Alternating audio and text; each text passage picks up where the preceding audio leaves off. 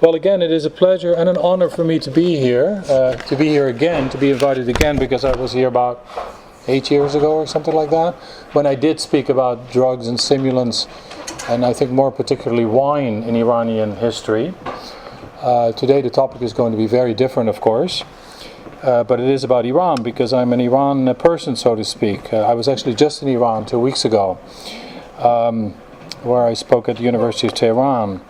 But and on yet another topic. So today I'm going to talk about, let me first, of course, thank the Hamid and Christina Moqaddam Center or Program for Iranian Studies and the Center for Russian, Eastern European and Eurasian Studies on campus for inviting me and for co-sponsoring this event.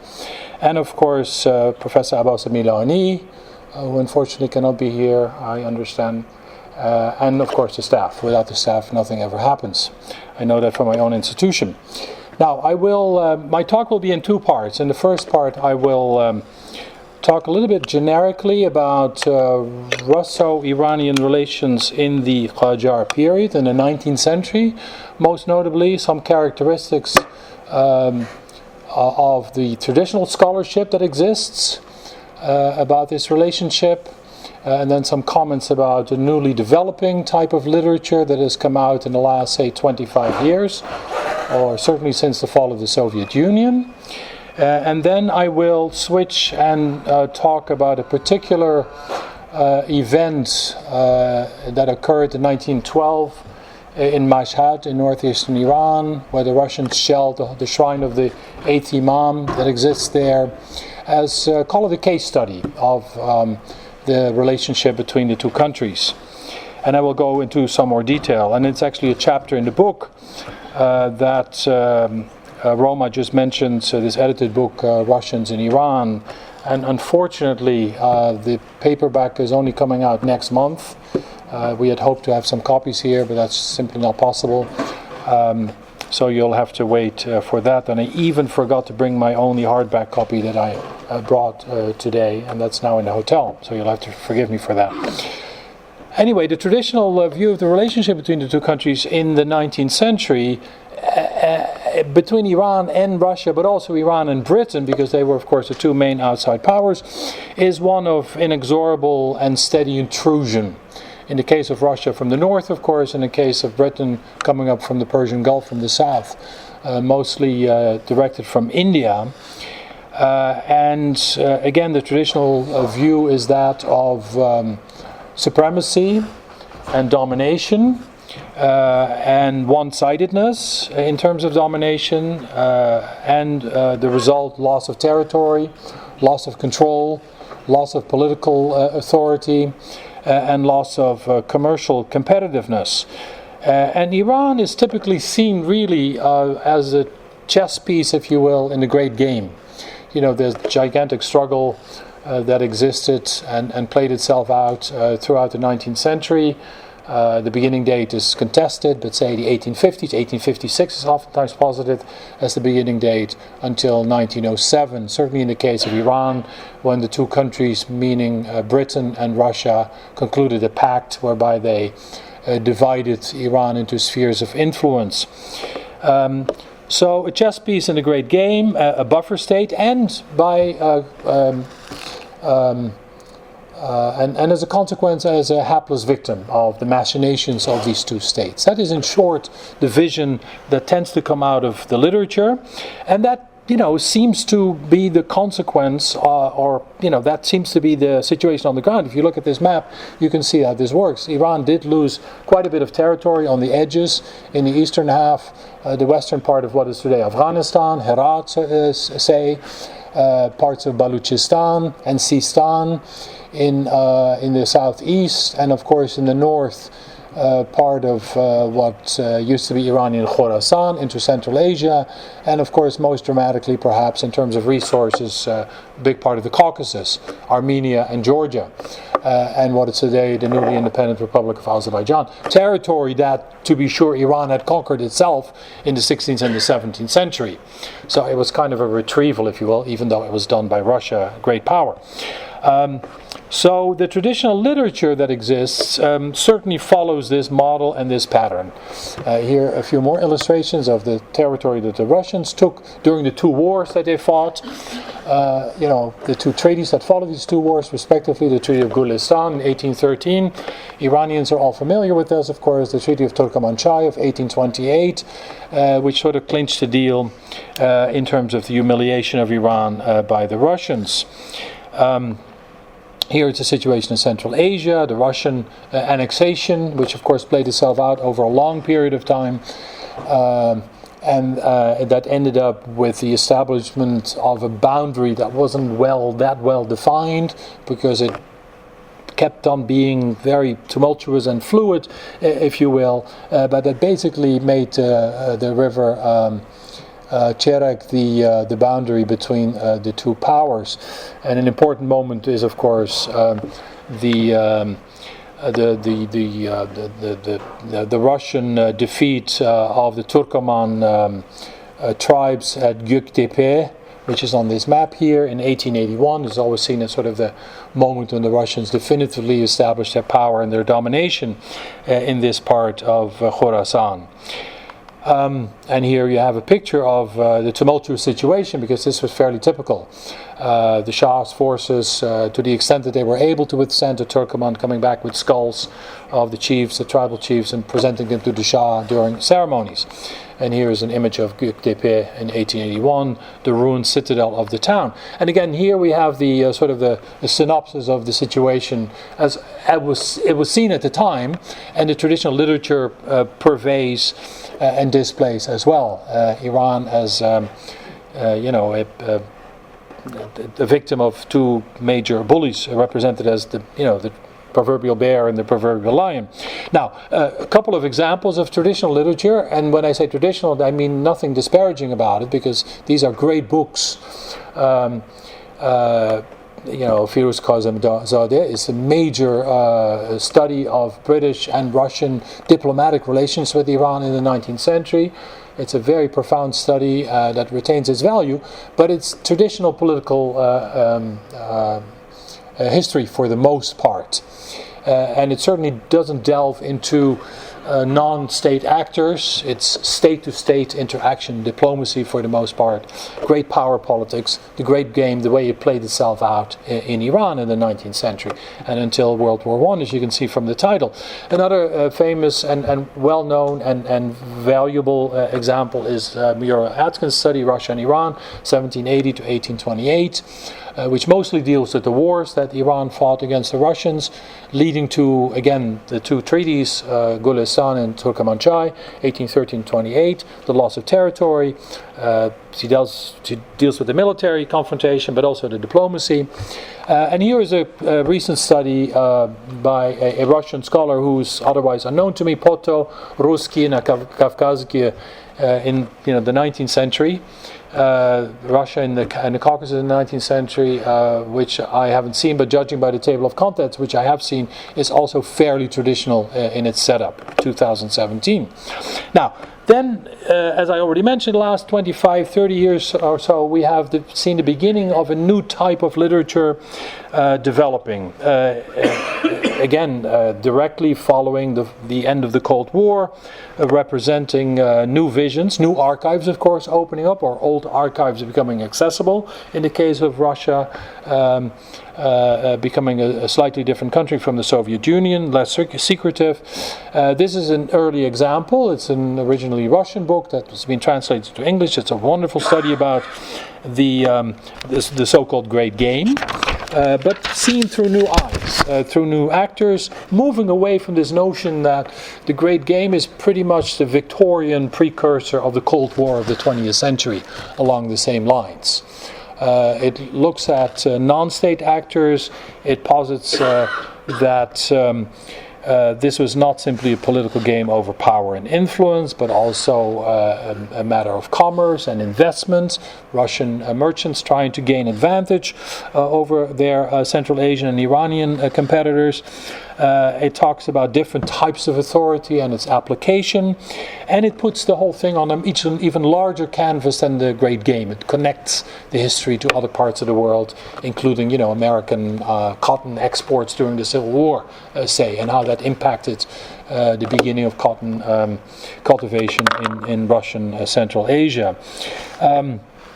It's also no longer a story of sort of continuous tension and antagonism, but it looks at different phases, different periods. It looks at how antagonism and even a situation close to war was interspersed with periods of relaxation, if you will, even peaceful coexistence. And again, it looks at an array of actors and motives other than simply the state-to-state actors. Even though it leaves out some very important elements such as pan-Islamism and pan-Turkic movements and tendencies that were emerging at the time.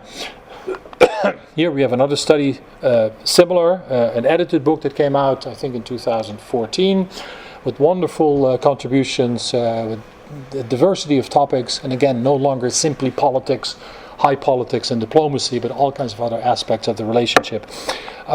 Here is one of my great favorites, Iran and Russian Imperialism by Moritz Deutschmann, which came out as a dissertation first and then as a book, and unfortunately Deutschmann disappeared into the diplomatic service of Germany, so there's not much of a follow-up, but what he has produced I think is an excellent example of the new approach. Again, he focuses specifically on Russia and Iran, not so much about Central Asia. What he does is he eschews dichotomies, the dichotomies that tended to be at the heart of the old approach. He doesn't talk about center versus periphery as two polar entities. He doesn't simply talk about the colonizing Western-oriented state called Russia vis-a-vis the colonized backward country of Iran. He emphasizes new interpretations. He emphasizes symbiosis, mutual complicity, and above all ambiguity, which I think is a very important term here. It's of course a bit of a catchword these days. Ambiguity is really making inroads into scholarship in general, away from the old dichotomies, black and white type of looking at the world. He argues that pre-revolutionary pre-revolutionary Russia and Qajar Iran were very different states in many ways, but they also elicit a number of similarities that are comparable in many ways. Even if the latter, meaning Iran, lacked modern bureaucracy and written laws. He argues that Tsarist Russia was at once Iran's closest ally and the greatest threat to its territorial integrity. He says that the Tsarist regime pursued its goals vis-a-vis Iran by forging alliances with the elite, but he also goes into the nuances of who constituted that elite, the factionalism that existed among the Qajar elite, the pursuit of advantage by individual members, trying to jockey for power and influence with the Russians and the British on the other side, becoming recipients of stipends from the Russians and the British, and how the Russians even contributed to a reformulation of Qajar kingship by giving it a semi-official new type of legitimacy, following Russian models, which occurred mostly by way of the Shah, Nasruddin Shah, who reigned from 1848 until 96, going to Europe 3 times, and all 3 times he went to Russia as the first foreign country that he entered, where he learned a lot of, what the new world had to offer, both in terms of technology, hardware, gadgetry, and to a lesser extent political notions and issues, ceremony and so forth, uniforms, modern military, and so forth. Now, Iran, Deutschmann argues, in turn adapted to Russia's norms and standards, but it also bent the relationship to its own advantage, seeking maximum benefits. This is only natural, of course. especially monetary ones, and that's where the relationship, the sort of patron-client relationship comes from, which permeates the Iranian stance, attitude vis-a-vis these overbearing powers from the outside, meaning the Russians and the British. Given the preponderance of Russia vis-a-vis the British, which I think is a fact when you look at all the material that exists and the actual situation on the ground, the Russians were far more pervasive, far more dominant than the British, which may come as a surprise to Iranians. It tends to come as a surprise to Iranians because in that dichotomy, Iranians tend to look at the British as far more influential, far more canny and cunning and deliberate than the Russians. The Russians tend to be written off as somewhat, clumsy and not as sophisticated as the British, and so that the wiliness that led to the pervasive influence really comes from the British. But I think, in effect, the Russian influence and actual power, both military and commercial, perhaps not commercial, but certainly in the north, the Russian influence, the Russian hold over Iran was much more pervasive, much more enduring, and in a way much more threatening, because the British never really conquered any part of Iran. They invaded Bushehr for a little bit. They took, Khark in 1856, but they retreated very quickly. They never had any territorial aspirations on Iran, other than in the far eastern half, but that was really to sort of secure the buffer status of Iran vis-a-vis their main prize, India. It's always about India for the British, whereas the Russians clearly had territorial claims on the north and made good on these claims. They effectively occupied big chunks of Iran, Azerbaijan and Khorasan for periods of time at the turn of the century, and certainly until and even beyond World War I in some ways, and then again, of course, later on during World War II. So I think that needs to be said as well. One very tangible element and form and manifestation of Russian influence and sheer power is, of course, the establishment of the Cossack Brigade in 1879, which is the first standing army serving Iran, but it was a Russian product. It was staffed by Russian officers. It served the Russians as much as it kept the Qajars in power, and it remained in place really as the only standing army until Reza Shah created his own national army in the late 1920s, really. So that's a very important conduit of power and influence right there. The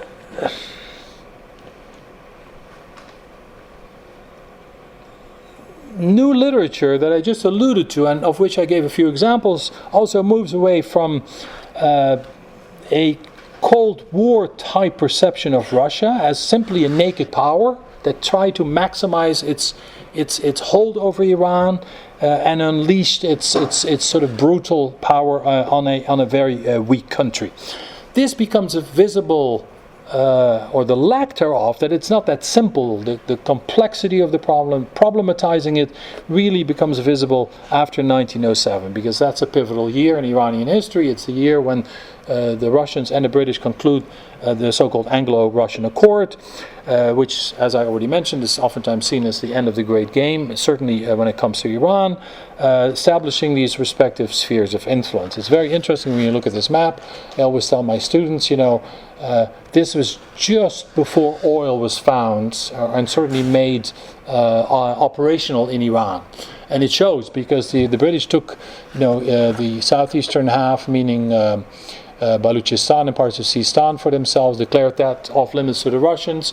If oil had been part of the game at that point, the whole thing wouldn't probably not have come into being. There might have been a major confrontation over influence over the new resource, because oil, of course, is found in the southwest, which is left as a neutral zone between the two. So this reflects in a very interesting moment just before drastic change takes place.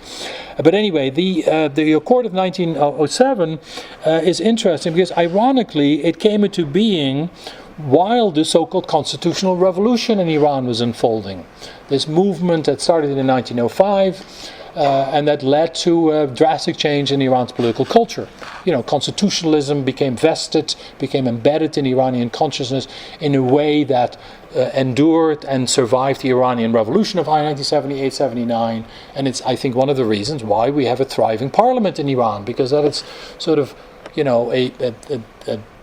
an element in Iranian political culture that goes back now 120 years, and that it's unthinkable that it would be ever removed from the political culture in Iran. The constitutional revolution, of course, introduced lots of different changes. It emancipated the country. It was important for the position of women, for literature, publications, the press, and so forth. It also led to a great awakening of the Iranian people. If you want to pick one moment when the Iranians became nationalists, if you will, in the modern sense of the word, sort of territorial integrity, in 1907, I think, makes a great case. So it's a very important moment because it sort of made the Iranians realize that these two powers were out for real power and not simply sort of shadow boxing, but that they were pursuing real interests, and that there wasn't much meaning the Iranians themselves, could do about it. Now, when it comes to the constitutional revolution, the tendency, again, in the traditional literature, tends to be that the Russians instinctively sided with the conservatives, with the reactionary forces. They collaborated with the counter-revolution that was set into motion by Muhammad Ali Shah, who, his father, having signed the constitution, resisted it and tried to destroy it, and got the Russians on his side, aside from the so-called conservative clergy, who mostly had been against the idea of a constitution, a written constitution, taking sovereignty away from God, the idea of man-made laws and so forth. The idea is the Russians instinctively sided against this revolution for obvious reasons. The Russians themselves were, had an autocratic regime that certainly, things were brewing in Russia too, 1905 and ultimately 1917, not to be forgotten, but still the Russians were, were used, certainly the leadership, to an autocratic model. So the Russians were natural allies of the conservative force in Iran.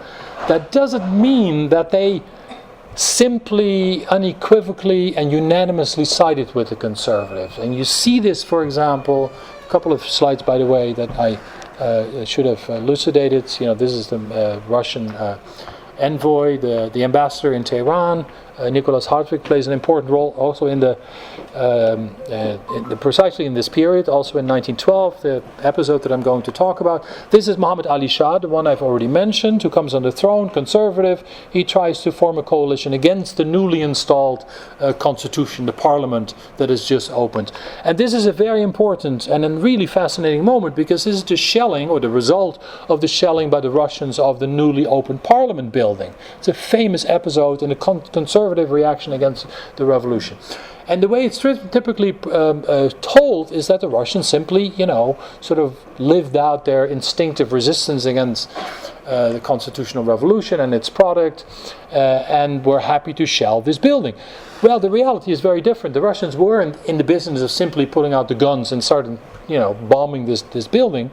They were solicited. They had interests in Tehran, and things were in flux and tumultuous, and there were different forces, and there were demonstrations and street violence and so forth. And the Russians were nervous about stability. That's a very important component of the Russian attitude vis-a-vis Iran. And yes, they were called out to establish order.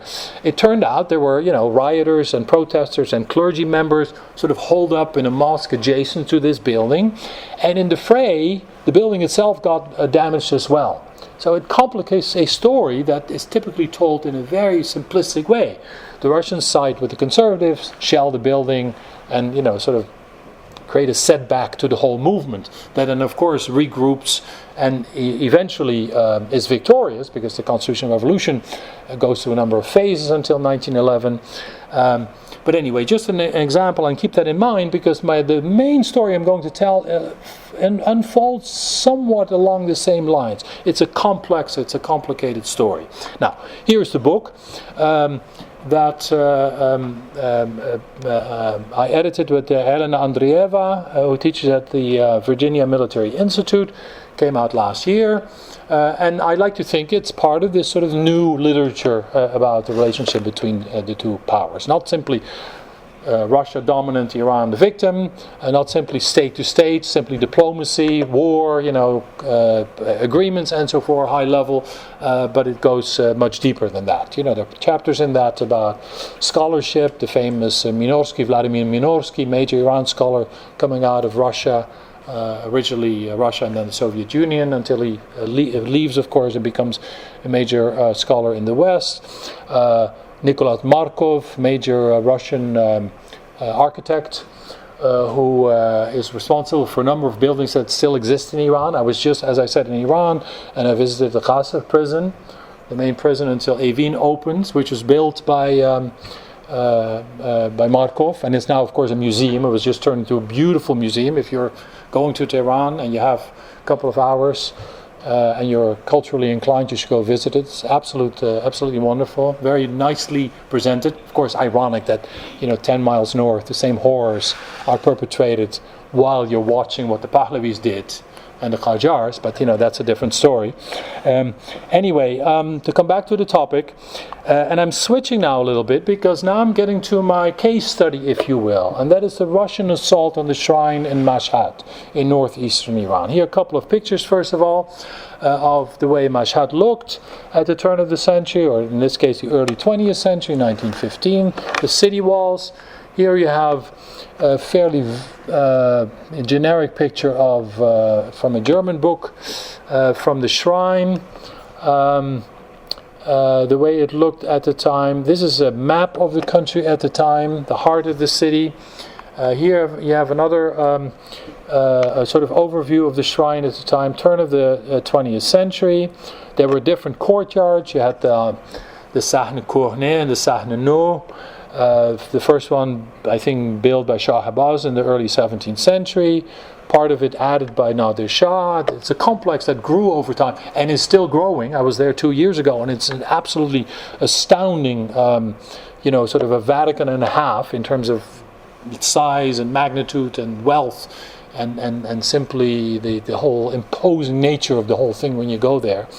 You don't have to be a believer to be overwhelmed and very impressed to go to the shrine of the 8th Imam. For those who are not Iranian or are not familiar with Islamic history, the 8th Imam is number 8 in a pantheon of 12 Imams who follow the Prophet and play a very important role in the succession question, which is never properly resolved. Who should succeed the Prophet Muhammad after his death in 632?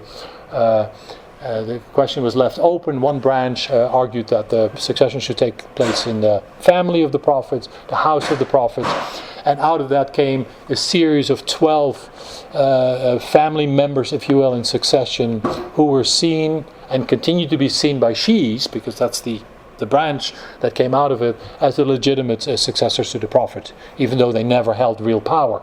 Number 8, most of them, almost all of them, lived and died in what's today Iraq, and are buried there. Their shrines play a very important role in Shia Islam. One of them, number 8, Imam Reza, was died in Mashhad, and over time his grave became a shrine, and is the most popular shrine in all of Iran. I think they get something like 15 million pilgrims a year from all over the Shia world. Not just Iran, but Iraq and Pakistan and Central Asia and the rest of it. It's a booming town. It's unbelievable when you go there. 3 million people, and the shrine is truly the heart of the place. So again, a couple more pictures of the shrine at the time. The various courtyards, the massive graveyards, of course, because people like to be buried there, because that gives you extra points in heaven, so to speak, to be buried in Mashhad, just like Najaf and Karbala on the other side in Iraq. Here you have one of the huge courtyards that exists, pictures taken by myself 2 years ago when I was there in 2017. Gives you a sense of the scale of the whole thing. It's absolutely gigantic. This is one of the major what is it called? The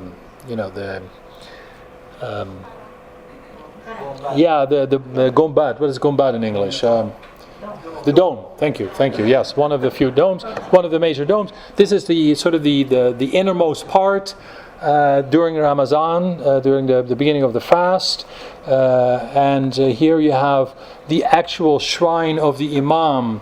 The way it existed at the turn of the century, and this is the way it exists today. You're not supposed to take pictures in here, so I only have one. My friend who took my picture there, so that's why I'm in that picture. Anyway, so that gives you an idea of the. What's that? How come the Russian bomb that? That's the story I'm going to tell you. So, anyway, let's see. Let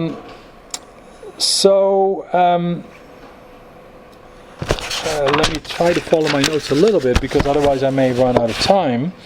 I'm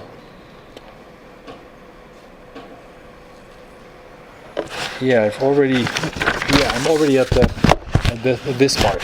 So, yes, the assault, the shelling by the Russians of the shrine took place on March 30th, 1912, to give a precise date, and it followed the congregation of a number of criminals or shady, shadowy characters, looties, ruffians, that had sought refuge in the shrine. One of the characteristics of the shrine of Imam Reza, as it is of most mosques and shrines throughout history in Iran, is that they served as bast. Bast is a term that you can translate as sort of sanctified refuge. Like, sanctuary cities in this country, it's quite similar actually. As long as a criminal took refuge in a mosque, he was inviolable. The authorities couldn't get to him. And sometimes it took weeks and months and more, So this was a traditional way of evading the law, if you will. It fell out of use.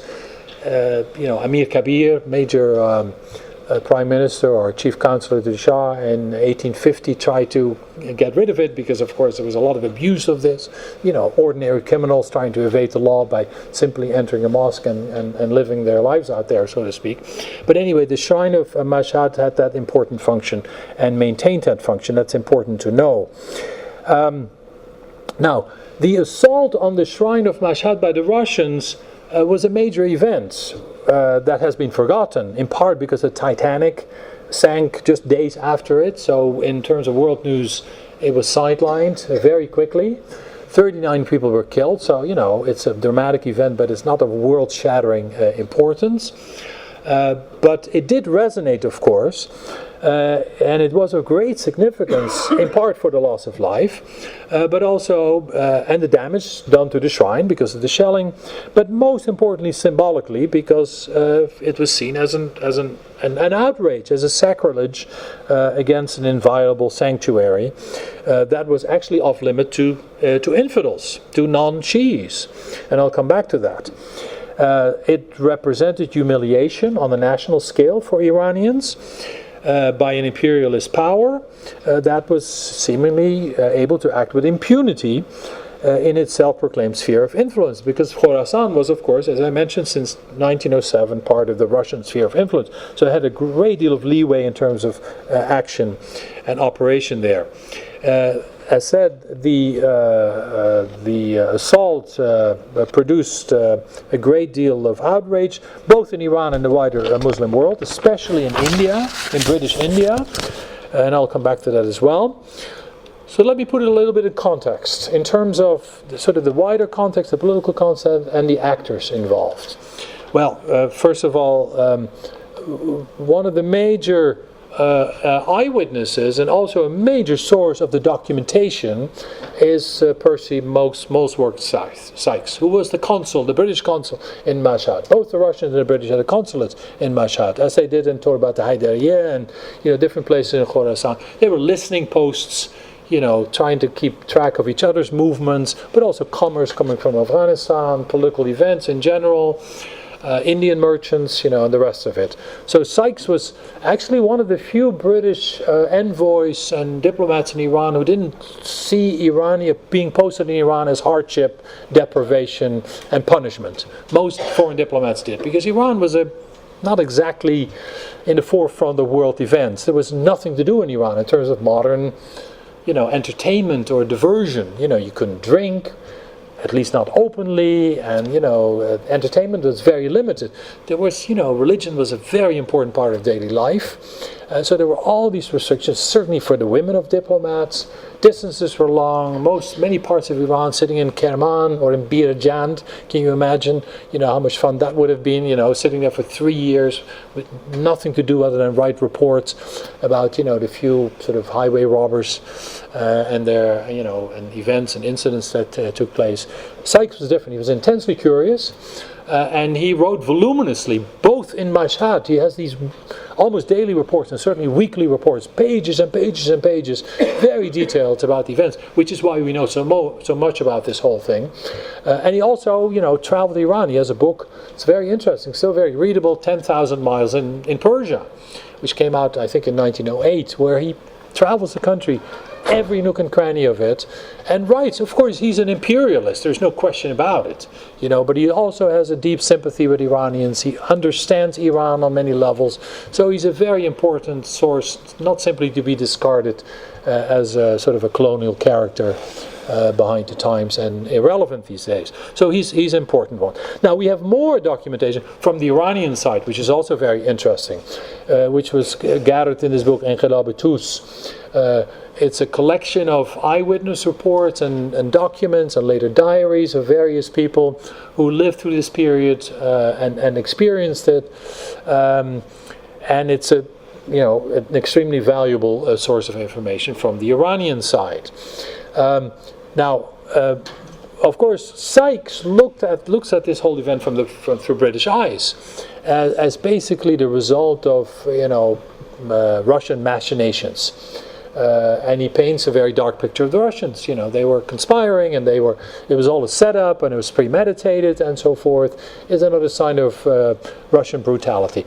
It's not as quite as dark the way he paints it. It's more nuanced than that, but that's basically the gist of the way he portrays this. It's the fault of the Russians. The culpability lies with the Russians, right? Now, the Iranian side is marked by, victimization. We were passive recipients of all this violence. There was nothing we could do. This was great national humiliation by the great powers, and we were the victims of this. That is basically the tenor, not necessarily of the documentation when you get into it, but certainly sort of the editorial, gloss, the editorial tenor build around this book, long introduction and so forth, footnotes. That's basically the gist of the way it's being presented. Here we have again, we have Sykes in a quintessentially imperialist session, or a meal at the consulate. We do have Russian documentation, but it's very limited. I tried to find whatever is available, and the only thing I found was an article that came out in Uzbekistan in 1955, which is in part based on Russian archival sources. I asked my colleague at Delaware, my Russian colleague, and I asked Russian friends and colleagues in Moscow and St. Petersburg, and no one has found anything.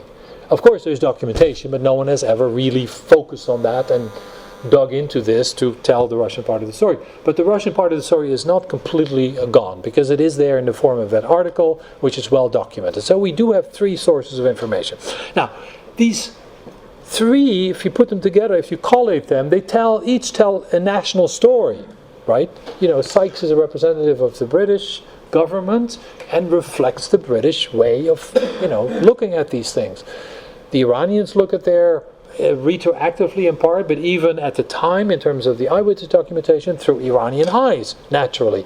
And the Russians, to the extent that we can extract documentation from that one fairly long article, of course, look at this whole thing as simply the result of British double-dealing and scheming. So it's the counterpart of the way the British look at the Russian action. Now, what I'm trying to do in this article, or in this essay, in this book, is complicate this, because to my mind, it's not that simple. You do find elements, of course, of all of this, naturally, because a representative of a country naturally reflects, the wishes, the will, and the whole worldview of that particular country. Otherwise, you get sacked, right? You get they let you go if you protest too much and if you don't reflect what you get told from London or St. Petersburg. But when you dig a little deeper, you see that it's not simply the state actors who interact, but there are all kinds of non-state actors who play a role and complicate the whole situation, and certainly muddy this whole notion that it's simply a clash between different countries. There's lots of intervention, mingling, participation on the part of actors who absolutely do not represent Iran, but are out for their own interest. They're opportunistic, people who try to, maximize their own game, oftentimes monetary gain. What you also see in the part of these two main players, meaning the British and the Russians, is that the people on the ground in Mashhad do not even necessarily execute the orders that they get from respectively St. Petersburg and London. So there's this, not a breakdown, certainly a disconnect. And you see this too if you follow this documentation as I did for this article. So again, it becomes a very complex situation that plays itself out on the ground, has its own momentum, its own interests in terms of the players and the participants and what they represent. Now, who are these players other than the ones I've already mentioned? Sykes in the case of the British. We have... of course, in the background, Edward Grey, Foreign Secretary. Then we have Barclay, I forget his first name now, who was the representative in Tehran. Couldn't find a picture of him that quickly. I'm sure it exists somewhere. On the Russian side, we have this fellow, Aristide Mikhailovich Dabija, Russian consul. He was of Moldovan extraction. Long experience in Iran. He'd been stationed in Khuzestan for quite a while. On the British side, there was a second in command, also no picture available. I haven't been able to find it. Colonel Redl, who both spoke Persian and Russian apparently, was very helpful. Then in the case of the Russians, there was also a military attaché by the name of Ryetko, who plays a role, again no image. In the background on their side, there's of course Sergei Sazonov, a very important Minister of Foreign Affairs, not just in the case of Iran, but in other theaters of diplomacy as well at the same time, long state of service. And then we have the local participants. And here you have sort of a collection of them, the chief mullahs and priestly officials of the shrine, beginning with the Mutabali. And I'll come back to that because there's a picture of him foreground. It's the supervisor of the shrine, very important position. And here we have a fellow by the name of Ali Taqi Mirza Rukn Dola, who was the governor of Khorasan.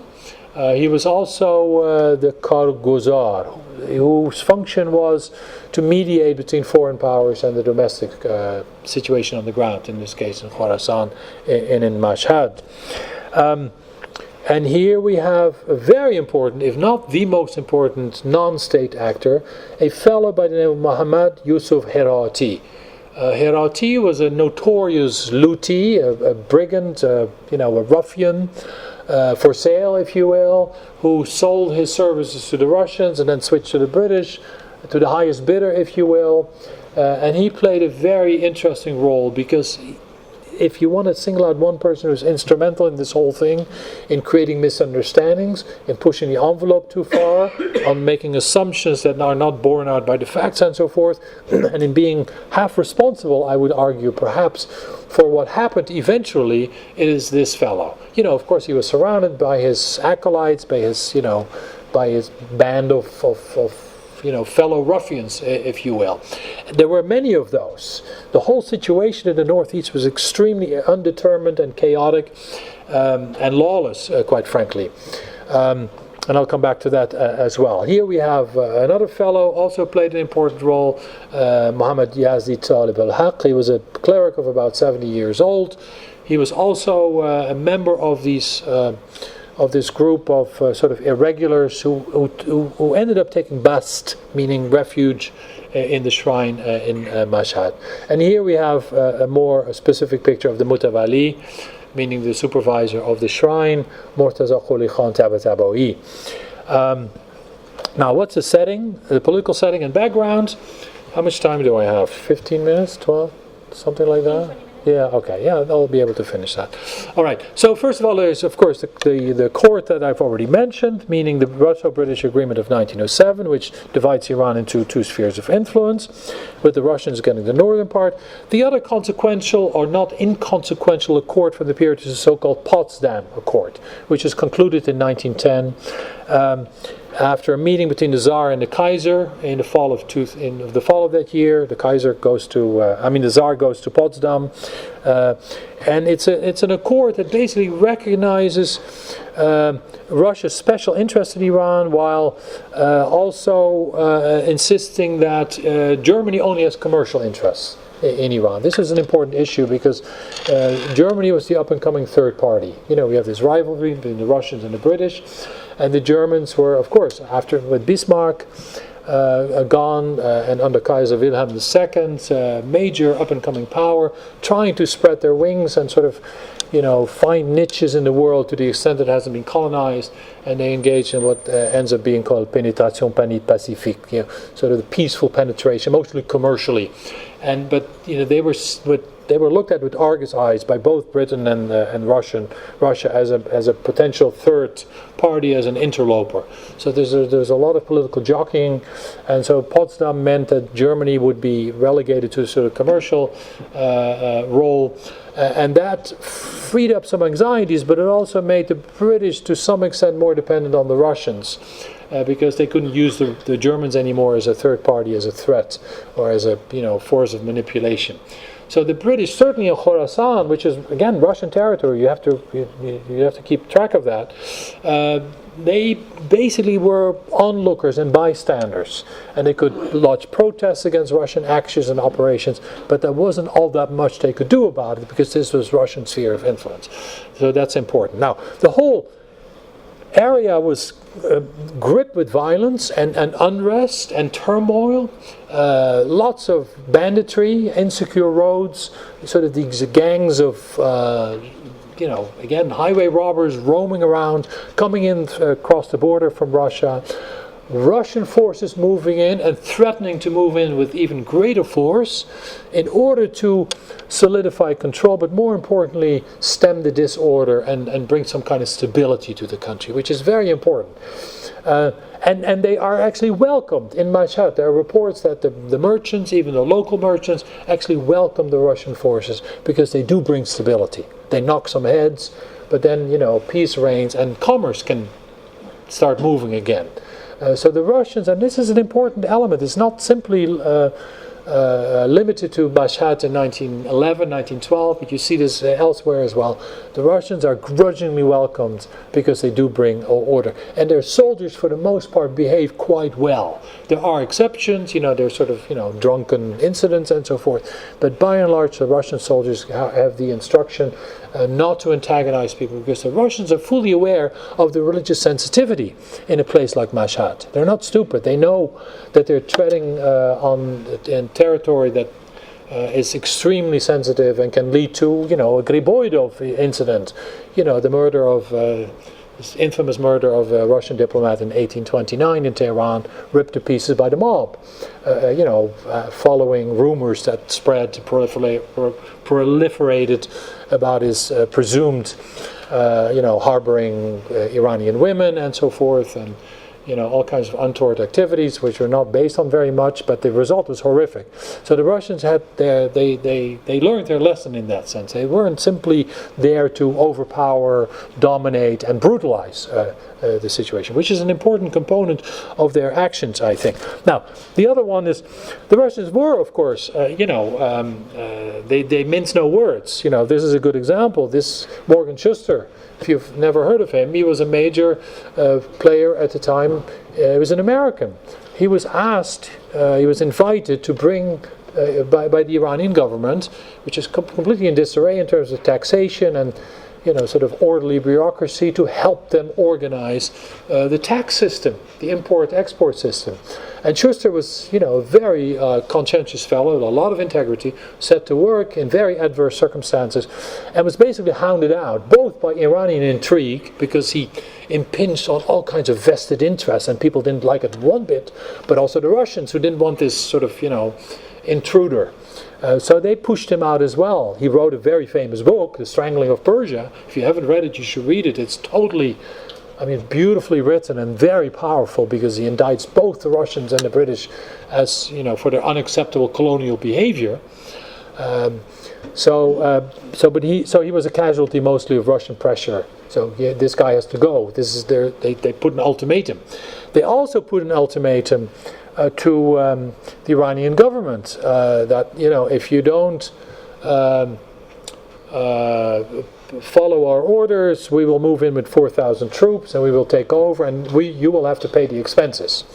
The parliament rejected this, and this then led to a coup that sort of marginalized the parliament, which is semi-defunct anyway, and it ended the main first phase of the constitutional revolution, 1911. It didn't end the lawlessness, it actually exacerbated the lawlessness. There was virtually no government between 1910 and, well, in a way, until Reza Khan comes to power by way of a coup. In 1921, there's total lawlessness throughout Iran. The British are forced to bring in their own paramilitary force, the South Persian Rifles, to establish some kind of control and stability and rule of law, or at least safety, security on the southern roads in Fars and so forth. So there's a great deal of turmoil. So again, in that context, the Russians, they do move in troops. You have these weekly reports. The Russians, they bring in another 1,000 soldiers from across the border, into Khorasan, to establish some kind of order. They move into Mashhad, and people are actually quite happy, especially when they see that the Russians behave quite well. Right? Now, there's another element to the story, and that is this fellow, Muhammad Ali Shah, the one who had tried to wreck and succeeded relatively well in destroying the constitution that had just been signed, and the parliament. He has to abdicate in 1909, but it's not quite the end of his rule. He goes into exile. He's taken in by the Russians. He goes to Odessa, and he sits there, and you think, end of story. He just lives out his life in exile. Well, he doesn't, because there are these monarchists that are rooting for him to come back, and they sort of latch onto him, the conservatives. Now, in Mashhad, it's very interesting. You see these various factions sort of swirling around. The clergy, for example, they're very divided, like everyone else. Some people are constitutionalists. They are in the camp of the constitution. They want it back. And there are those who are in the camp of, the monarchists, like today almost, right? They want the old order to be restored. And he becomes their mascot and the man they bank on. So he continues to play that role, and in the end he first goes to Vienna, I think, and he collects money, and then having sufficient money in his pocket, he moves back to Trans-Caspia, across the Caspian Sea, to Russia, in other words, and then there's definitely a collusion with the Russians, because he enters Russian territory with a large contingent of bottled water, or a large contingent of goods that are labeled bottled water, but they're armaments, as the British report. And again, he excites a lot of people in northern Iran. The Shah is coming, and that becomes part of the sort of the ferment that leads to a further aggravation of the situation and political turmoil in Mashhad, and particularly in the shrine. Of course, at the same time, we have all these events in Azerbaijan, on the other side of the country, quite similar, where also the Russians get into a confrontation with the constitutionalists. They take the city, Tabriz, and then, of course, they give it to this Shuja-ad-Dawleh, a major fellow politician who takes revenge on the constitutionalists, and these are some of the dramatic pictures that come out of that. So there's a lot of violence, and here you have another picture of the sort of the roving bands of highway robbers that are then defeated, and the heads are paraded on stakes and so forth. Now, this is the result of the. So I'm running ahead because I don't have pictures of the process that leads and culminates in the shelling of the shrine. So this is the result of the shelling of the shrine, and I'll be brief about it because it is a story that is followed almost from day to day, and sometimes literally daily, by certainly Sykes and some of these Iranian eyewitnesses, and it's really the story of mounting tensions. And it's a story of this fellow, Herati, this Luti, this ruffian, taking refuge, bast, in the shrine with about 150 of his followers. He camps out there, and he clearly works, or at least that's a suspicion, and increasingly the certainty on the part of the British, with Russian support and Russian collusion. And they set up, they demonstrate every day, and they basically, their claim is, we are representing Muhammad Ali Shah, and we want the Shah back. That becomes their sort of slogan, if you will. And they distribute tea and goodies and cookies and so forth. So they sort of build a whole sort of temporary, little community in that shrine. Inviolable, because no one can touch them. And that really becomes the issue. And the whole thing gets exacerbated when Russian patience with this guy runs out. You see this evolve. The Russians, they never come clean. They never say, no, this is our guy, he's our instrument, our tool. But that seems fairly clear, and in the end it's actually proven by documentation that the British unearthed letters exchanged between him and the Russian officials and so forth. He also gets whisked out of the shrine just a half hour before the shelling begins and so forth. The short version of a very long story is that, again, tensions that rise, that ultimately lead to the ransacking of the closing of the bazaar. That's the typical Iranian response to turmoil. People just shutter their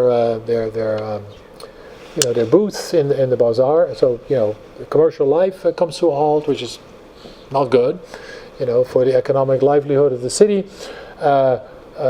Various incidents outside the city, robberies, assaults, nomads becoming restless, turmoil in the city, and a Russian attempt to really stem that, control it, re-establish stability. Because there are also Russians living in Mashhad. It's very interesting. A number of the merchants in Mashhad are of Russian nationality. It doesn't mean they come straight from Russia, because they may be Armenians with a Russian passport, for example. And the Russians were also trying to buy land and property. That was actually one of the major issues in the 19th century that came out of the Turkmenchai Treaty, the right for foreigners to purchase property in Iran. The big issue became whether that was just, real estate, so to speak, but also land. Iranians didn't like that at all. But the Russians were acquiring land around Mashhad and Khorasan in general. So that was a point of contestation, but also became part of the nervousness of the Russians. They needed stability. So that is really a sort of an undercurrent of this whole thing. Well, again, long story short, ultimatums, ultimately state of emergency is declared on March 24th. Is it March 24th? It cannot be March 24th. Yeah, 6 days before the assault, because the assault happens on the 30th. And it basically becomes a cat and mouse game between the Russians and the British in the background. Communication between the Russians and the British, because that's another thing. Antagonism doesn't mean you don't talk. They talked on a daily basis with each other. Of course, they had to get, their orders from St. Petersburg, respectively London, but on the ground they did talk to each other. They sent communiques, they met in private, they even socialized sometimes. So it's a very complicated game of negotiations. The clergy gets involved. They try to negotiate. They try to get this guy out because they know he's a part of a powder keg ready to explode. In the end, I think, and it seems fairly clear to me, that this fellow Herati overplayed his hand. He pranced around in the courtyard, again with these placards, these billboards. We are supporting Muhammad Ali Shah, and he's supporting us. That disappeared because the guy actually leaves Russian territory, and that's kind of a damper on the whole thing. But it doesn't completely diffuse. It certainly doesn't diffuse the entire tension. Herati keeps demonstrating, overplays his hand. What he's after ultimately, other than money, is not that clear, but he certainly never thinks that the Russians will assault the shrine, because he thinks that the shrine is simply inviolable, that, infidels would never trespass upon the sanctity of this shrine. And the Russians are very, very reluctant to do this. It's very clear. This is the main argument against this notion that the Russians were just there, sort of ready to go. They installed their, big guns, surrounded the shrine, and then at the first moment, being trigger happy, they started shelling the place. Not at all. You follow these discussions, and it's the very last minute. There's still an intervention at the behest of the Russians on the part of the high clergy to try to diffuse tensions.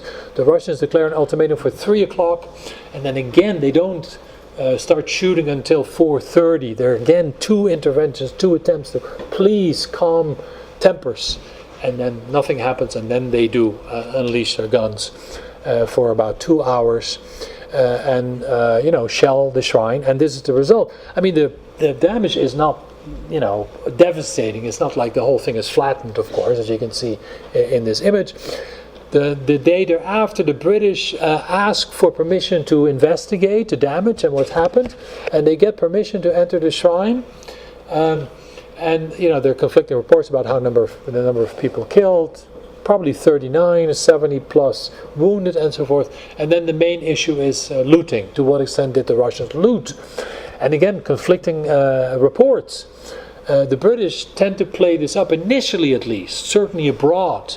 And that includes E.G. Browne, the famous Orientalist, a friend of the Iranians, still celebrated as one of the ones who was on the side of Iran. He wrote the first book about the Iranian constitutional revolution, 1912.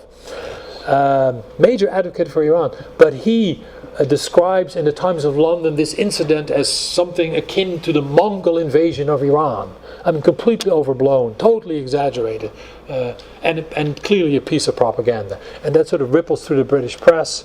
Again, there's this anti-Russian feeling that has to be magnified and maximized for impact. And he plays a role there as well. But in effect, when you look at Sykes' reports, because he goes in there with a number of people and he's very meticulous in writing down. You have all these lists in the documentation in London at the India office, recording the artifacts that were there, what is missing. There was almost nothing missing. I think there was one piece of controversy about some kind of precious stone or something like that was missing, and carpets. They say, Dabija, the consul, he was a lover of Iranian carpets, so he carted off a bunch of Persian rugs, but that's about it. So that too has to be put in its proper perspective. It was not a wholesale looting by the Russians at all. Money was collected for the restoration of the shrine.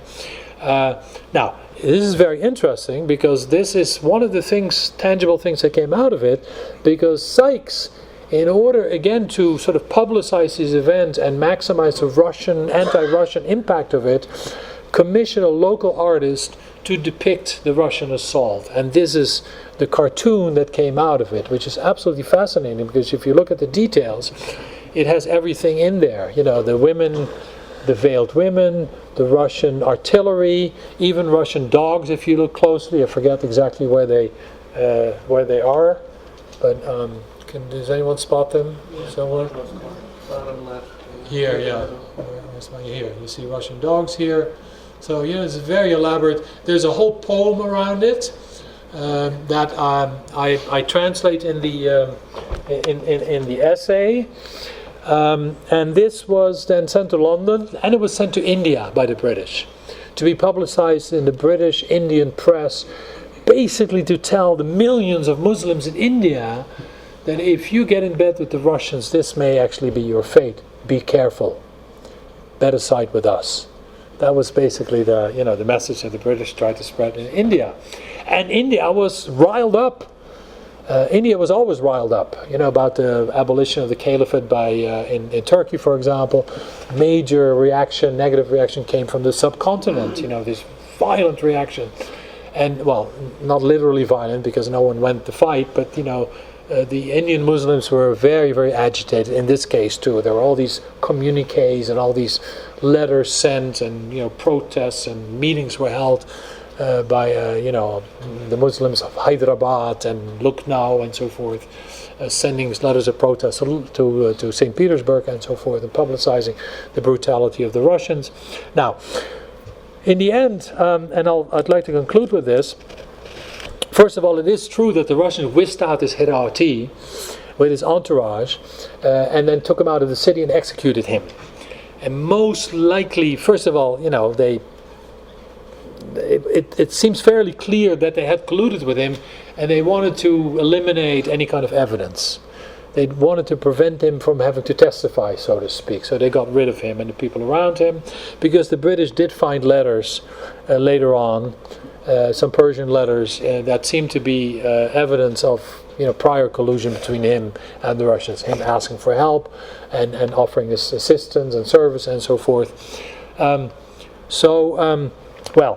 What is the result of this, as far as I'm concerned? Well, again, a much more complicated story than meets the eye, or than is typically being told. Not simply a matter of Russian sort of unthinking brutality, premeditated violence at all, but caution, much more than anything, I think. The Russians didn't go in there with this idea of, ruining the shrine. They were fully aware of the sensitivity. I've already mentioned that. They were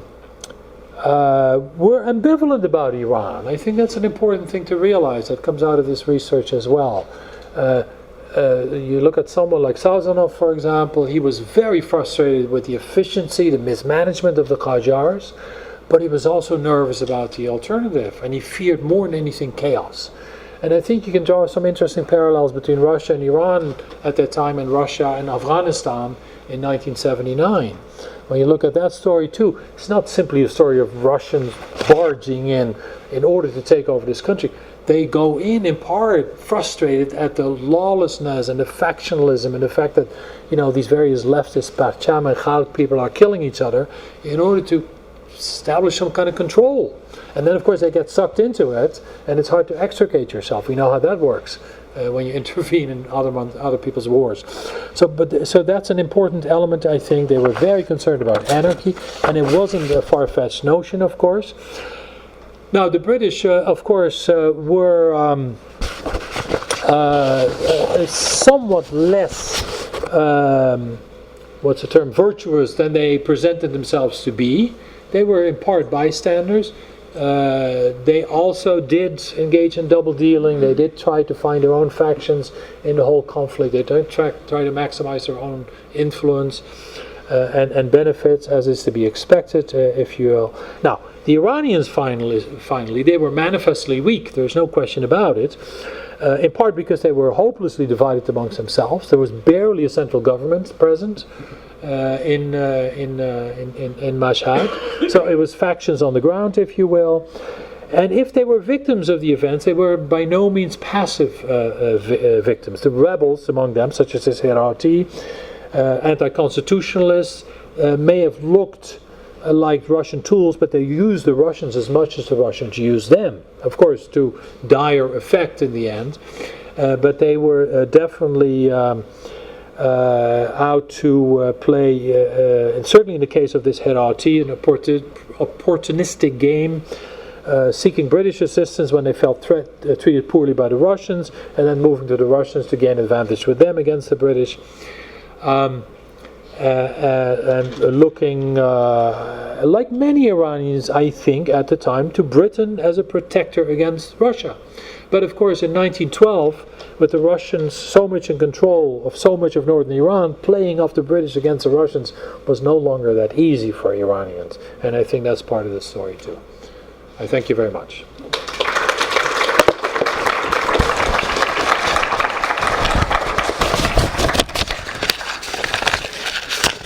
Yes.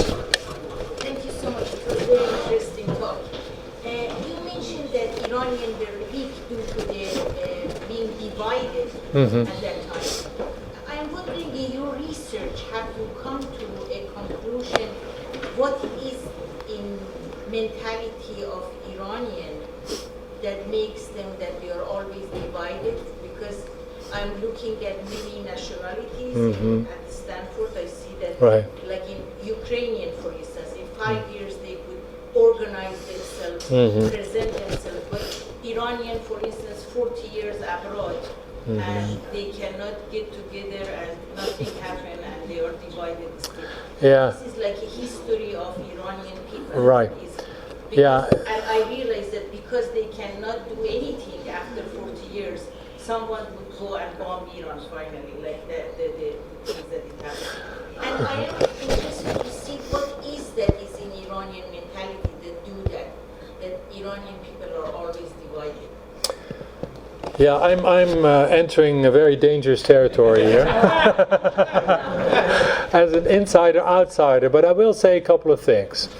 Because, this is an important question and it gets raised all the time, and even if it's not there, it is there somehow.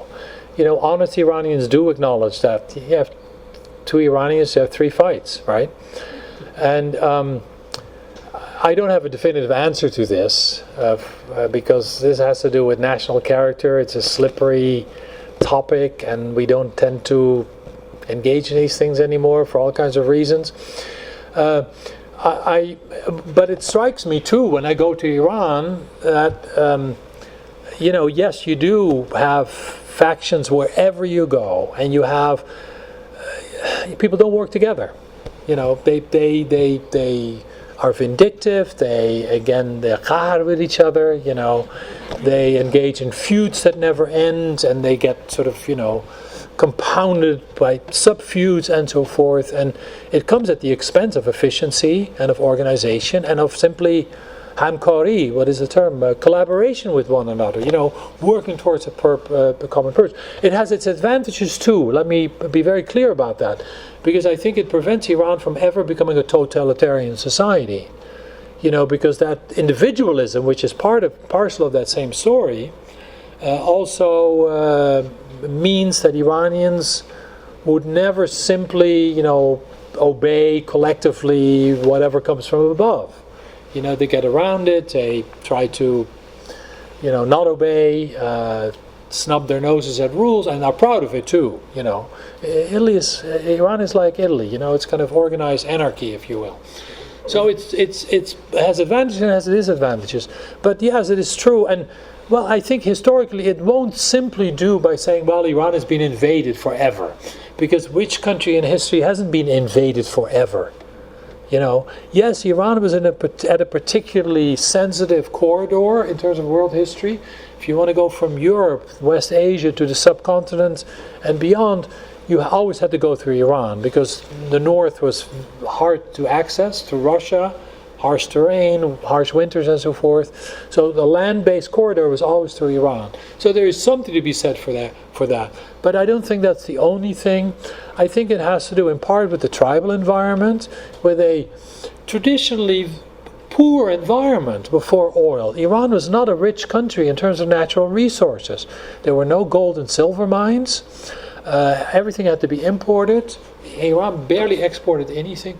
So we have a hard scrabble environment, and we know that the harsher the environment, the harder the competition is for these scarce resources. So it's an intensely competitive society where competition ends up expressing itself on the level of a complete lack of trust, which has to do then again with this sort of, the type of governments imposed from above, very little relationship with the people, and people going their own way, not trusting it, but ultimately not trusting one another either. And I think that's a very pervasive quality of Iranians that I think on balance has more negative outcomes than positive ones. But I'm not sure if I want to go beyond that because, it's a very difficult topic, how to pinpoint national character. I always say you go to Italy and you go to Germany, even if you know nothing about these countries, you immediately feel you're in a completely different environment. And why is that? Italy is fertile and green, and Germany is fertile and green. It's not about scarce resources. Why are these countries so radically different in past and present? I don't have a good answer. So that's ultimately my response. Not a good response, but some pointers. Yes. I have a curious question, but not important question. Okay. So I hear like a lot of Iranians, they drink alcohol inside houses, but it's super illegal if you get caught. So is that really true that a lot of the culture are actually drinking alcohol indoors, and if they go well, this is another this is another topic without a good answer, but I am a bit of a specialist on that. I'm actually writing a book on alcohol in the Islamic Middle East. How to get away with it, you say? What's that? You can call me back when it's done, okay? But I mean, the short answer, and it's not just true in Iran, is that in the Islamic world, first of all, alcohol is like sex. It's irresistible, right? We're all attracted to it somehow. There's no exception in world history. In Islam, it happens to be forbidden, but even in Islam, if you look at the Quran, there's a process. The Prophet probably had a problem with his companions who drank too much. So you see sort of the whole thing gets tightened up if you look at the Quran successively. And there are always exceptions, and one of which is called Tawbah, or Toba, meaning you can always repent, which is a wonderful thing in Islam. It's like Catholicism. You're never stuck with your sin. You can always walk away from it and get redemption. So that helps. And then, practically speaking, and that's the last I'll say about it, it's a huge topic, so I'd like to keep it short, is that generally speaking what you see is that it is allowed, it is connived at, the authorities, including the clergy, look the other way, oftentimes they drink themselves, as long as it's contained, as long as it stays within the private sphere, as long as it doesn't spill out into the public sphere, and certainly as long as it doesn't disrupt the public sphere, because then it becomes a problem. As long as people stay inside, they can drink as much as they want. And, we'll look the other way. So, it's filled with ambiguity, in other words. In past and present, by the way. I mean, the first thing you do, go to Iran, is people offer you something to drink. Everyone, except for deeply religious people, and there are, it's like the base here, 30% perhaps. Yes. One is regarding Cossacks. That, if you could give a little bit more of a history of that, because you were mentioning them running in Tabriz in 1909, I believe, and I have not really followed that piece of history. Right, yeah, it was a bit of a sideline. Well, it's a Cossack brigade. The Cossacks were, historically speaking, people on the margins of the growing Russian Empire that started from Muscovy, from Moscow, and sort of expanded in concentric circles. And the Cossacks were the semi-nomadic, rather unbound, and from a Russian perspective, uncivilized people roaming the steppes north of the Black Sea. And they were pushed out, and there was a lot of confrontation in the 17th century. Ultimately, they were sort of domesticated by the Russians, if you will, and they were in part pressed into military service. That's why we have the so-called Cossack Brigade. In the Iranian case, founded in 1879, after Nasruddin Shah goes to Russia, I don't know exactly under what circumstances he agreed to the creation of a Russian-led Cossack brigade in his own country. But the truth is, in Iran there was nothing remotely resembling a standing army. The Iranians were still fighting old tribal warfare, hit and run, right? No fixed battles, no modern drill or exercise or uniforms, and so the Cossack brigade were the first version, a manifestation of a modern army. And just as the Iranians learned a lot from the Russians in terms of modernization in general, so the Russian sort of military model, which is impressive even by Western standards, set into motion by Peter the Great in this late 17th and early 18th century, and of course further developed by Catherine and so forth. And the Russians were of course great colonialists. They were expanding as fast as the Americans on this continent, in the same direction or the opposite direction towards the Pacific. So the Russian model was a very usable one, and and useful one, and became, the only standing army in Iran, really until the 1920s. Reza Shah changed that. You showed the map of Iran, areas taken by... First one, you mean? What's that? You mean the first map that I showed, the beginning? Yes. Yeah, you want me to pull it? Oh, okay. Well, it's easy to do that, Areas were taken, and there was a time when This one. Iran exchanged some territory with How do I upload this up? Iranians gave away Najaf and Karbala. Well, they did. Away some They did. northern Yeah. parts. Well, They give up those two cities because they were so dear to them. right, true.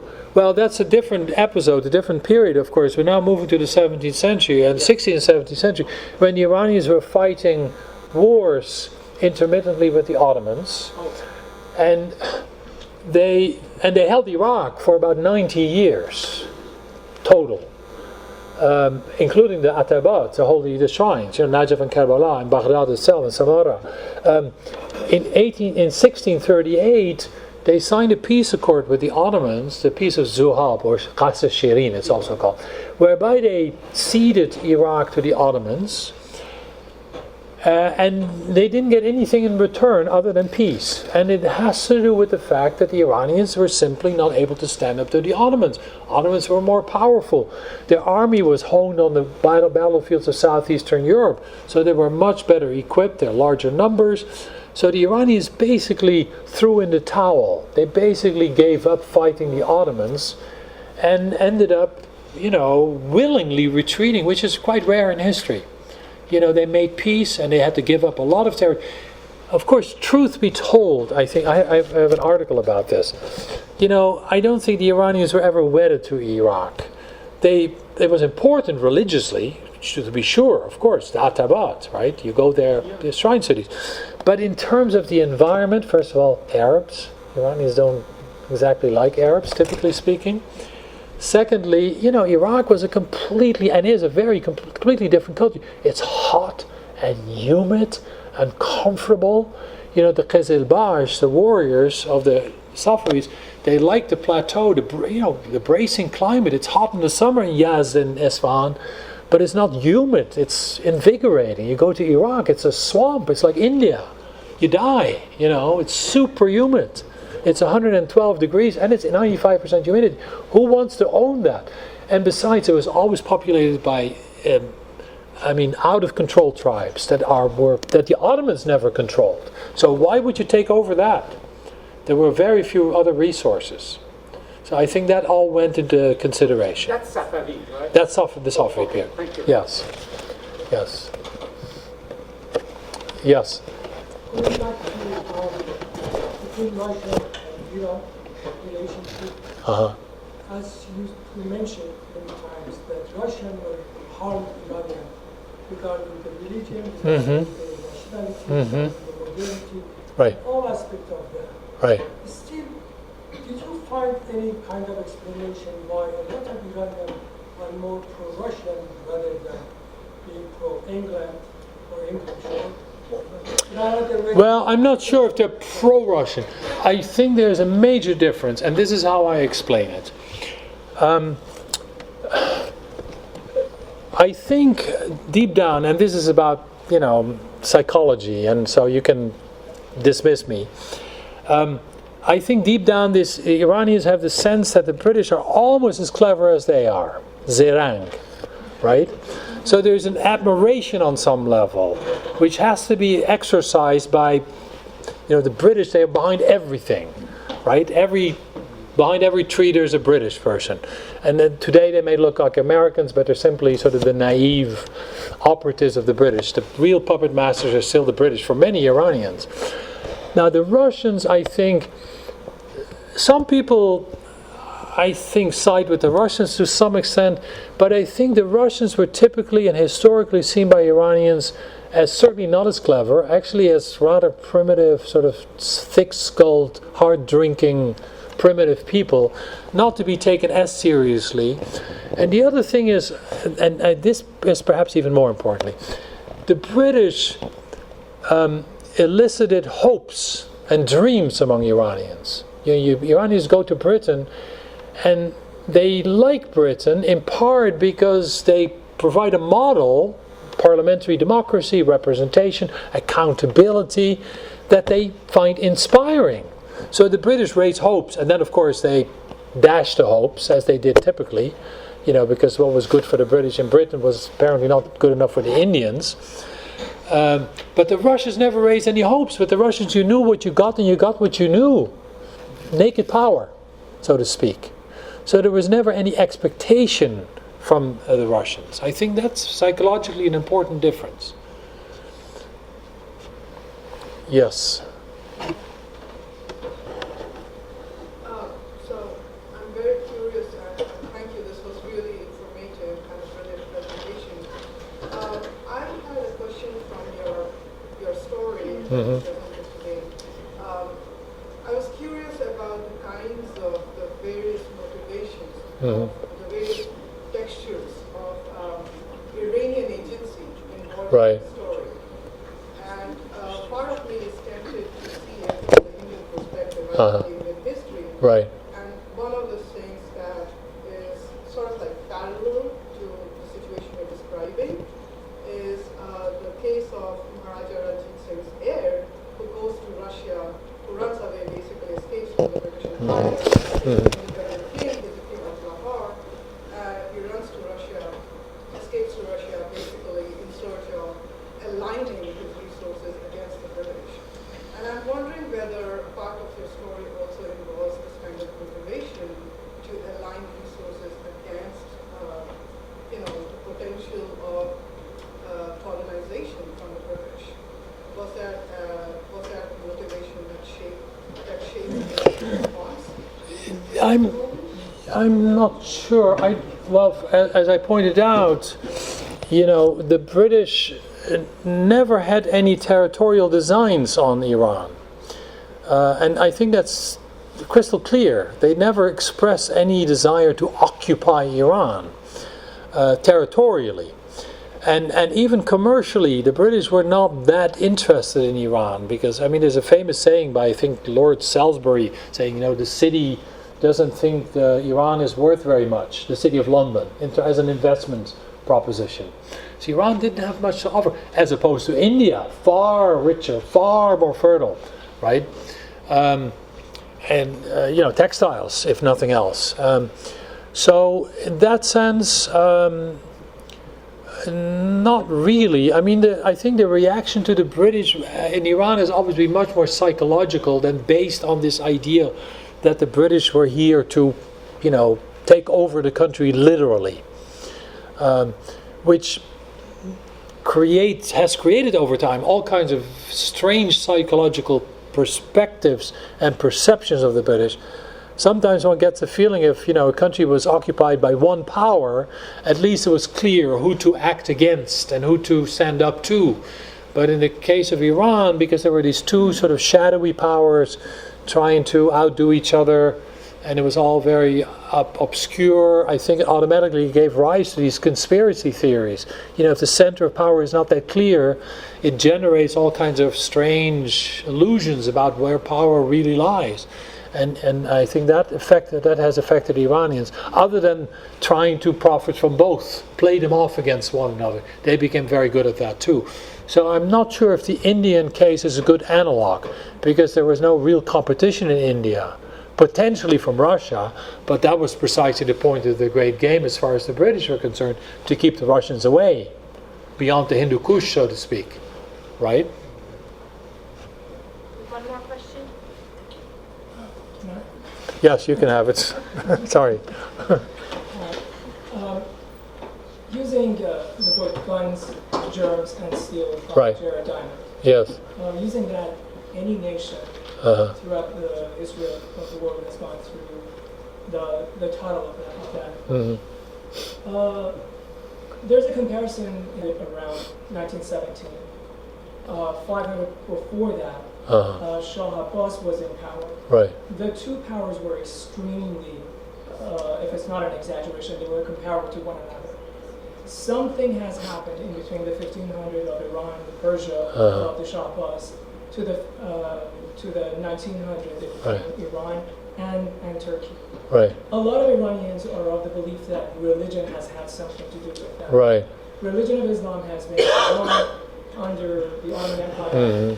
Catholicism has been in power anywhere in Europe. Right. Italy went through its Risorgimento unification in 1850, and here we are. Italy is what colonialism has always been in play. So what I'm amiss is this extreme sense of nationalism, and I am in Iran. Right. This extreme sense of nationalism that exists amongst the Iranians. Right. And I fail to see where that extreme sense of nationalism has popped into the scene, and the sense of victimization has actually crept into the psyche of the Iranians. I believe horrible agents that are in power, as you have mentioned, Herati, or all the kings that are in power from 1500 to 1900, horrible individuals that have had the position of power and management throughout the history of the world have always been there in any nation. Sure. There is something else that is at play, and that is what I'm missing. Yeah, I understand. A lot of Iranians are failing to see that. Right. Well, you open more than one can of worms here, and I really don't have time to go into any detail. I have an article coming out, which is called "Na Sharqi na Gharbi Irani," neither Eastern nor Western Iranian. How the quest for self-sufficiency helped generate Iranian nationalism. It's coming out in a few months. And so I will limit myself to talking a little bit about that for a minute, and because I only have a minute, right? Well, first of all, a lot of countries have a sense of mazlumiyat, of feeling sorry for their victory, for their defeats. Defeat seems more inspiring than victory. You look at the Serbs. I mean, the Turks have it too. They still live with Sèvres, the idea that the European powers were ready to carve up what was left of the Ottoman Empire, meaning now Turkey. So they have the same kind of sense of, loss. We were once great. European powers destroyed us, and we're trying to claw back our grandeur. Iranians, of course, have the advantage that they can look back on 5,000, 4,000, whatever, 2,500 years at least, Kurush Kabir and Persepolis and so forth. That is all manufactured. It's all modern. No one remembered Persepolis. No one knew what it was in 1500. And quite frankly, it's the Europeans that taught the Iranians in part to appreciate their antiquity, and that engage in archaeology and sort of revived the past. But aside from that, there is something that one can extract, and it's still all very, what's the term, imprecise, because it has to do with psychology. But I detect something, a pride in Iranness, which does not simply begin in 1850 or with Europeans telling them, you're a great nation, and you have Persepolis, and Cyrus the Great invented new human rights or something like that, and Iranians running with that idea. There is already much earlier, in the 16th and the 17th century, this notion of Iranians thinking of themselves, not in nationalist terms, because that is a modern concept, this idea of Iran as a clearly defined territorial unit, but this sense of cultural superiority. We don't need you guys. The negotiator with the Dutch East India Company tells the guy in 1684, if you don't like the contract, and if you don't want to renew it on our terms, you can go. You're just selling bark and worthless stuff. The Shah is not a simple merchant. You go back to your own country. We don't need you guys. We can deal with ourselves. This sense of, we are wealthy, rich country, abundantly green, eternal spring, as celebrated in poetry, right? A Nowruz, everything blossoming. Iran is a paradise on earth. That notion is very old. And it's translated over time in this notion that we are rich, we are self-sufficient, we don't need the outside world. Go away if you don't like it. We can take care of ourselves. And that is a theme that translates into sort of, prickly attitudes vis-a-vis foreigners, very ambivalent or ambiguous, because it's mixed in with a great deal of hospitality. You go to Iran and you're overwhelmed with hospitality. But there is always this sense that, there's definitely not a deference towards the colonial. We don't really need you. And, you see this represented in Khamenei and اقتصاد مقاومت in Ahmadinejad, the dismissiveness, of all kinds of things.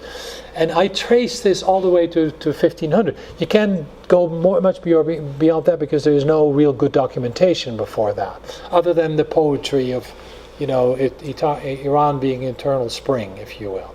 And I'll leave it at that because it's a huge topic. It's fascinating, I think. And read the article when it comes out. All right?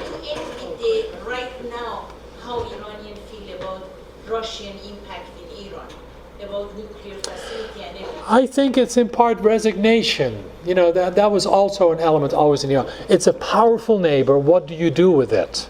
They have the power, and all we can do is maneuver around them. You know what I mean? I think there is that sense of, resignation is perhaps a word. And I sense that with Iran. Yeah, of course, Russians. What do you expect, right? Thank you. Anyway, we've run out of time. Thank you. Thank you very much.